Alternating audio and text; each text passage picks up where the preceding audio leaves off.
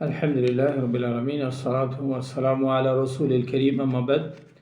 Qala subhanahu wa ta'ala, A'udhu billahi minash shaitanir rajim, Fa'iza dakhaltum buyutan fasallimu ala anfusikum. তো আল্লাহ সুবহানাহু ওয়া তাআলা সালামের বিষয়ে কিছু দিক নির্দেশনা আল্লাহ নিজেই বললেন, যখন তোমরা তোমাদের বাড়িতে আসবে, তো বাড়িতে ঢোকার পূর্বে তোমরা কি করো? সালাম দিয়ে বাড়িতে প্রবেশ করো। দেখেন, আল্লাহ নিজে বলছেন সালামের বিষয়ে। এরপর আরও বললেন, আল্লাহ সুবহানাহু ওয়া তাআলা আরও জানিয়ে দিলেন যে সূরা নূরের 27-28 নম্বর আয়াতে আল্লাহ বলে দিয়েছেন, ইয়া আইয়ুহাল্লাযীনা আমানু লা তাদখুলু বুয়ুতান গায়রা বুয়ুতিকুম হাত্তা তাস্তানিসু ওয়া তুসাল্লিমু আলা আহলিহা। আল্লাহ নিজে বলে দিলেন, যদি তোমরা অন্য কারো বাড়িতে প্রবেশ করতে চাও তো প্রথমে তোমরা সালাম দিবে, অবশ্যই সালাম দিয়ে তার অনুমতি নেবে। একবার সালাম দিবে, উত্তর না আসলে দ্বিতীয়বার, তৃতীয়বার, 3বার পর্যন্ত সালাম দিবে। যদি সালামের উত্তর না পাও তো ফিরে যাও। আল্লাহ নিজে শিখিয়ে দিয়েছেন সালামের প্রসঙ্গ নিয়ে। এই জন্য আসুন আমরা সালাম বেশি বেশি বিনিময় করি। অনেকেই জানে না আমাদের দেশে যে সালামের যে গুরুত্ব, আদব। খানা খাচ্ছে সালাম দিলে তারা কি বলে, কেন সালাম দিলে? আরে খানা খাওয়ার সেটা দোয়া, আপনি অবশ্যই সালাম দিবেন। খানা খাওয়ার সময় সালাম দিবেন, সবসময় সালাম বেশি বেশি প্রচার করবেন। কেউ কোরআন পড়ছে সালাম দিবেন, কেউ মসজিদে ঢুকছে সালাম দিয়ে মসজিদে ঢুকবেন। রসুল সাল্লাম নিজে নামাজে দাঁড়িয়ে আছেন, এক সাহাবী এসে সালাম দিলেন। যে হাদিসটা বিলাল বর্ণনা করেছেন, নামাজের মধ্যে জব দিলেন, শুধু হাতটাকে শুধু খালি একটু ইশারা এইভাবে করলেন, যে নামাজের মধ্যে সালাম তো নিশ্চিত করেননি। অনেকেই জানে না যে সালাম খানার সময় সালাম কেন দিল। হাই আফসোস। তো জেনে রেখি আমরা, সালামের কিছু নিষেধ সময় আছে। কেউ পেশা পায়খানা অবস্থাতে আছে সালাম দেবে না, জব দেবে না, পরেও সে জব দেবে। কেউ স্ত্রী সহবাস করছে, কেউ সে বাসায় পিছন থেকে সালাম দিল, উত্তর দিবে না। স্ত্রী সহবাস অবস্থায়, পেশা পায়খানা অবস্থায় সালাম দিবে না, কিন্তু পরবর্তীতে যখন সে তাহারত হবে সে অবশ্যই সালামের উত্তর দেবে। এটা হলো নিয়ম, এছাড়া নিষেধ কিছু নেই। যে কোনো সময় আপনি কী করবেন, বেশি বেশি সালাম বিনিময় করবেন। নিজের ঘরে ঢুকবেন, সালাম দিয়ে ঢুকবেন, এটা হলো আদব। কারণ এটা আদব, নিজের ঘরে সালাম দিয়ে ঢুকবেন। অন্য ঘরে যাবেন, প্রশ্নই আসে না, 3বার করে সালাম দিবেন, উত্তর না পেলে ফিরে যাবেন, কিন্তু সালাম দিতে হবে আপনাকে। এই প্রসঙ্গে আরও আসছে যে সালামের কিছু নিয়ম প্রসঙ্গে বলা হয়েছে যে সালাম আমরা যে আনাস থেকে একটা হাদিস এসেছে, ক্বালা রাসূলুল্লাহ সাল্লাল্লাহু আলাইহি ওয়াসাল্লাম, ইযা সাল্লামা আলাইকুম আহলুল কিতাব ফাকুলু ওয়া আলাইকুম, মুত্তাফাকুন আলাইহি। তো হাদিসটা হলো যে যদি কোনো কাফের আপনাকে সালাম দেয়, তো আদবগুলো জেনে নিই। কোনো হিন্দু, কোনো বৌদ্ধ, কোনো খ্রিস্টান, কোনো কাফের আপনাকে সালাম দিয়েছে, আপনি এই সালামের উত্তরটা কীভাবে দিবেন? শুধু ওয়া আলাইকুম এতটুকু বলবেন, এর থেকে আর বেশি বলবেন না।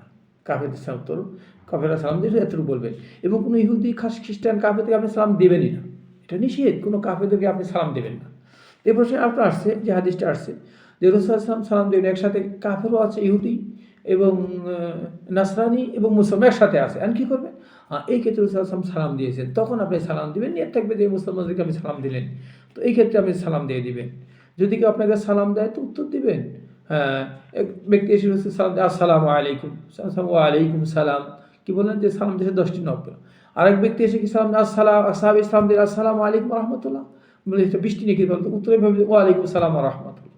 আরেক ব্যক্তি সালাম দিল, আসসালামু আলাইকুম রাহমাতুল্লাহি ওয়া বারাকাতুহু, কি বলেন, ওয়া আলাইকুম সালাম ওয়া রাহমাতুল্লাহি ওয়া বারাকাতুহু, 30টি নেকি হয়ে গেল। এই যে এর অতিরিক্ত বেশি শব্দগুলো আর নেই। অনেকে আরও বেশি কিছু বলে না, এত দরকার। এটাই হলো সালামের মূল নিয়ম। আপনি এভাবে সালাম বিনিময় করবেন। আর সালাম প্রসঙ্গ নিয়ে আরও হাদিস আসছে যে কোনো ব্যক্তি সালাম দিয়ে মসজিদে ঢুকলো বা আসলো বা কোনো মাহফিলে প্রবেশ করলো, আবার সে চলে যাচ্ছে, সালাম দিয়ে চলে যাবে, কোনো পার্থক্য নেই, দুটি সমানই সওয়াব হবে। এটা আদব।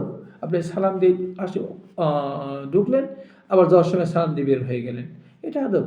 এর ব্যাপারে কোনো তারতম্য নেই যে সব বেশি হবে কম না, সালাম দিবেন, এটা আদব। সালাম দিয়ে বেরিয়ে দেবেন। এ বছর আরও আসছে হাদিসটাতে যে সালামের কিছু আদব হলো যে সালাম দিয়ে মুসাফা করা।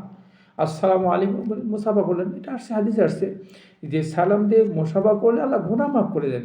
যে হাদিসটা বারা ইবনে আযিব থেকে হাদিসটা বর্ণিত আছে, রাসূল বলেছেন যে কোনো মুসলিম যখন কোনো ব্যক্তি সালাম দিয়ে মুসাফা করলো, ফায়াতাসাফাহানি ইল্লা গুফিরা লাহু মা ক্বাবলা আন ইফতারিকা। হাদিসটা আবু দাউদে এবং তিরমিজিতে এসেছে। মুসাফা করলো, এরপরে তারা যখন পৃথক হয়ে যাবে, আল্লাহ তাদের গুনাহগুলো কী করে দেবেন? মাফ করে দেবেন। তবে এটা যেন আমরা না করি। সালামের ক্ষেত্রে অনেক সময় মাথা নিচু করে, অনেক সময় দেখা যায় যে উস্তাদরা, শেখেরা বসে আছেন, ছাত্ররা মাথা নত করে ছুটু হয়ে এরপর এখান থেকে বিদায় নিয়ে চলে যাচ্ছে না। সালামের ক্ষেত্রে কখনো নত হবেন না, মাথা নত করে জবাবও দেবেন না, এটা নিষেধ আসছে। এবার মাথা নত হয়ে অনেক সময় দেখা যায় যে সালামের জবাব দিচ্ছে, এরপরে জড়িয়ে ধরিয়ে কোলাকুলি করছে, না এগুলো নেই। আপনি হ্যাঁ কোনো ব্যক্তি সফর থেকে এসেছে, হঠাৎ দূর থেকে এসেছে, তখন আপনি তার সাথে কোলাকুলি করবেন, জড়িয়ে ধরবেন। এছাড়া এমনি সালাম দিয়ে মোসাফা করবেন, এটা হলো উত্তম। যে মোসাফা করলে আল্লাহ সুবহানাহু ওয়া তাআলা কী করে দেবেন, গুনাহগুলোকে মাফ করে দেবেন। একটা বিষয় হলো যে মোসাফা করা, ওই যে সফর থেকে এসেছেন কোলাকুলি করার অনুমতি আসছে, কিন্তু আমাদের দেশে কি এমনি দেখা যায় যে একসাথে আসে, ঈদ গায়ে গেল সব ঈদের নামাজ পড়ে কোলাকুলি শুরু করলো, না এটা এই প্রথা নেই। শুধু কোলাকুলি হলো যে দূর থেকে এসেছেন, অনেক দিন পর সাক্ষাৎ হয়েছে, সফর থেকে ফিরে এসেছে, তখন আপনি তার সাথে কোলাকুলি করতে পারেন। এটা হলো আদব। এরপরে কোনো ব্যক্তি এসেছেন, তাকে নেওয়ার জন্য তো এই একটু দাঁড়িয়ে সম্মান দেওয়া, এটা আছে যে রাসূলুল্লাহ কি বলেন, সাদ কে প্রসঙ্গ বলেন, সাদ বিন মুআজ যখন আসলেন, তিনি কওমের নেতা ছিলেন। তো এখানে বললেন তোমরা যাও, উঠে গিয়ে তাকে তোমরা নামিয়ে নিয়ে আসো, তোমাদের সর্দার এসেছে, নেতা এসেছে, নামিয়ে নিয়ে আসো। এই ক্ষেত্রে তাকে নামানোর জন্য তারা গেলেন, তাকে নিয়ে আসলেন। তো এই জন্য কোনো নেতা আসলে তাকে সম্মানের জন্য এতটুকু দেখানো যেতে পারে, তাকে সম্মান দেখানোর জন্য, এছাড়া কিন্তু নেই। কোনো ব্যক্তি যদি মনে করে যে আমার জন্য সে দাঁড়িয়ে সম্মান দেখাবে, সম্মান করবে, তাহলে কিন্তু এটা পরিষ্কারভাবে নিষেধ করা হয়েছে এই হাদিস প্রসঙ্গে, যে কোনো ব্যক্তি যদি চায় সে আমাকে সম্মান দিক, দাঁড়িয়ে সম্মান করুক, না এটা ইসলামে নেই। কারণ হাদিসটা পরিষ্কারভাবে, আর মাবিয়াত থেকে হাদিসটা বর্ণিত, সামিত রাসূল সাল্লাল্লাহু আলাইহি ওয়াসাল্লাম ইয়াকুল মান সাররাহু আইয়াতামাসসালা লাহু আর-রিজালু কিয়ামু ফাতাবাওয়াহু মাকআদাহু মিনান নার। যে কোনো ব্যক্তি যে মনে করলো তাকে সম্মান দেওয়ার জন্য সবাই দাঁড়িয়ে যাক, তার সম্মান প্রদর্শন করুক, তাহলে সে কী করলো, ফলে তাবাওয়াহু মাকআদাহু মিনান নার, তার ঠিকানা জাহান্নাম করে নিল। দেখেন, কেউ যদি চায় যে আমাকে সবাই সম্মান দিক, দাঁড়িয়ে যাক, আমাকে দাঁড়িয়ে সম্মান প্রদর্শন করুক, না কখনোই এটা চাবেনও না এবং কেউ করবেন না। কেউ যদি মনে করে তাহলে কিন্তু এটা তার ঠিকানা জাহান্নাম করে নিল। গুরুত্বপূর্ণ হাদিস, হাদিসটা কিন্তু আবু দাউদ এবং তিরমিজিতে এসেছে। এই জন্য কিন্তু আমাদের দেশে একটু প্রচলন প্রথা আছে যে শিক্ষক ঢুকলেই ছাত্র সব দাঁড়াতেই হবে, না দাঁড়ালে দেখা যায় টর্চারিং করা হয়, মাদ্দার কেন দাঁড়ায় না, এটা না, এটা আদব নয়। এটা আদব নয় যে আপনি দাঁড়ালে খুশি হবেন না, দাঁড়ালে খুশি হবেন না। এবার তাদের শেখাবেন, ইসলামের বিধান এটা নয় যে আসেন আপনি সালাম দিয়ে, শিক্ষক সালাম দিয়ে ক্লাসে ঢুকবে, ছাত্ররা সালাম দিয়ে দাঁড়িয়ে সালাম দেবে না, এটা আদব নয়। শিক্ষক এসেছেন, শিক্ষক সালাম দিয়ে সে ঢুকবে, এটাই হলো আদব। আর দাঁড়িয়ে যেতে হবে না, এগুলো নেই। এগুলো আমরা সতর্ক করে দিই এবং নিজেরা জানি না, জাহেল, এই জন্য এই ধরনের ভুল প্রথা নিয়ে তারা ব্যবস্থা থাকে। শিক্ষকরা দায়িত্ব হলো তারা সালাম নিজে দেবে এবং ছাত্রদের বলে তোমরা বসে থাকো, তোমরা উঠবে না, এটা হলো আদব। সালাম যদি কেউ দেয়, শোনা না গেলে 3 বার করে সে সালাম প্রদান করবে। এটা হলো হাদিস, যে হাদিসটা আসছে বুখারীতে, 3 বার করে সালাম দেবে। যদি উত্তর না আসে তাহলে নেই, শুনতে পারি 3 বার দেবে। বড় মাহফিলে এভাবে রাসূল সালাম দিয়েছেন, ডান দিকে, বাম দিকে, সামনে 3 বার সালাম দিতে পারেন আপনি, যাতে সবাই শুনতে পায়। শোনার জন্য আপনি 3 বার করে সালাম দিতে পারবেন।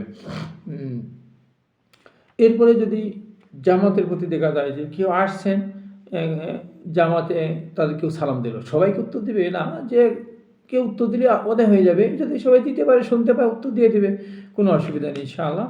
দলের থেকে একজন সালাম দিলেই যথেষ্ট, এবং যারা উত্তরের পক্ষ থেকে একজন উত্তর দিলেই কী হয়ে যাবে, যথেষ্ট হয়ে যাবে।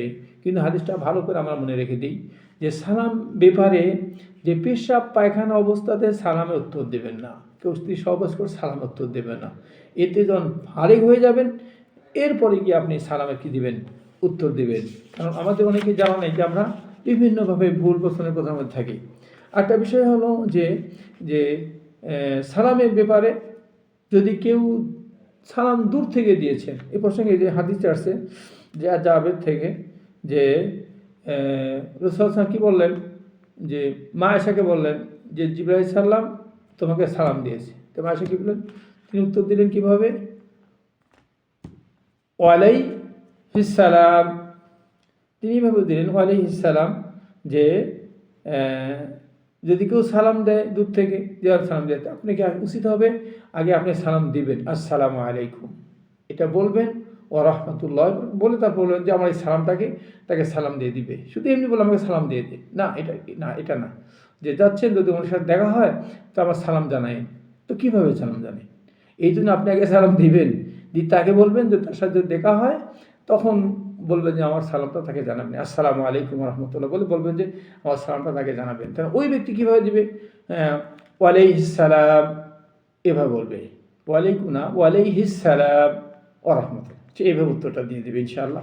তো আসুন আমরা সালামটার প্রসার ঘটাই, বেশি বেশি সালাম বিনিময় করি, যার বিনিময়ে আল্লাহ সুবহানাহু ওয়া তাআলা পরস্পরের মধ্যে ভালোবাসা সৃষ্টি করবেন, গুনাহ মাফ হবে, হিংসা দূর হয়ে যাবে।